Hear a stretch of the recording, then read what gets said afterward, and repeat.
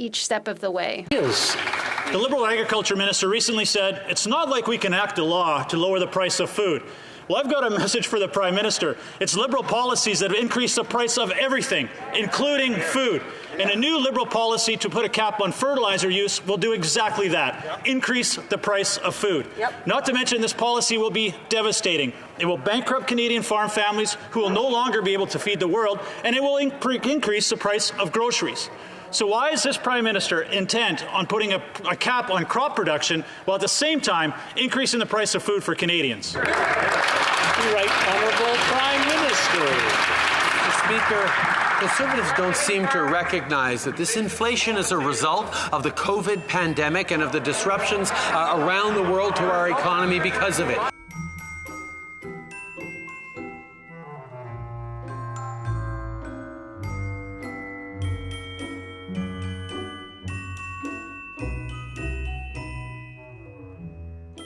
Bills. Private members' bills.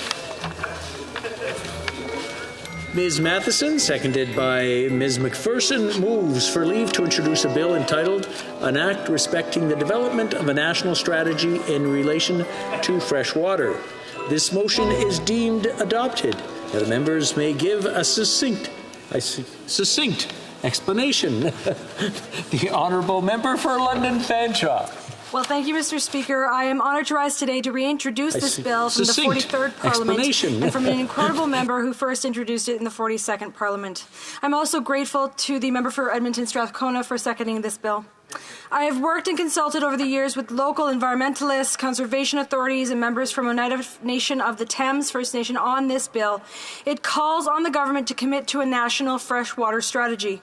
The Thames River runs through my riding of London Fanshawe, but we are also so fortunate to have several wetlands and environmentally significant areas in my riding. These areas are home to an incredible number of birds, wildlife, and vegetation, and of course we are influenced by the beauty of the Great Lakes, which provides all of our communities with environmental benefits that deserve targeted protections and sustainable planning. It's been well over 20 years since the government established a policy on fresh water, and environmental conditions certainly have changed over that time. While Canada has seemingly abundant freshwater resources, very little of it actually is renewable. We need a modernized national freshwater strategy. The protection of our freshwater is vital. Thank you, Mr. Speaker. Ms. Matheson, seconded by Ms. McPherson, moves that the bill be now read a first time and be printed. The motion is now deemed adopted. First reading of this bill, première lecture de ce projet de loi. When shall the bill be read a second time? At the next sitting of the House.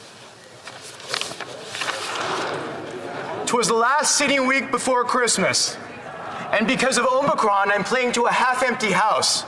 So instead of hearing riotous laughter, I'm afraid it may be quiet as a mouse. We just had an election, spending an effort galore. Yet when it ended, the House of Commons was the same as before. Nobody got what they wanted. For the Libs, hopes of a majority dashed. And for the opposition, its chances of forming government trashed. Each party wondering just what to change in order to ensure that its dreams come into range. The Conservative caucus, with its leader True Blue, asked to meet Santa in person to hear what he thought they should do. Unfortunately, the meeting was refused due to one complication. For in-person meetings, Santa requires proof of vaccination.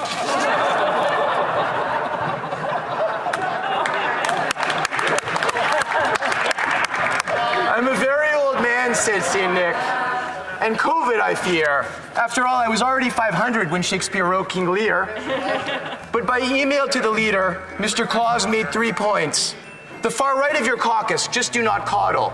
Outhouse videos are nothing but twaddle. And please don't try to be a Men's Health model.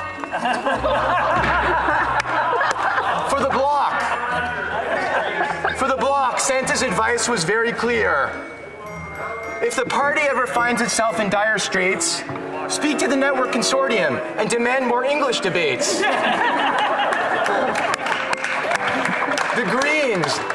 The Greens tried to reach Santa, but they completely failed. As the ship carrying their leader headed north, their entire caucus and membership bailed. For the PM, Chris Kringle gave sage counsel. Please find someone to manage your travel, both location and date, or your government can unravel. And finally, the NDP, who did not need Santa's advice. Why try to form government when 25 seats would suffice? À la veille du grand congé. As we head to the new year, I wish everyone the best, good health and happiness, and let's all come back here with that.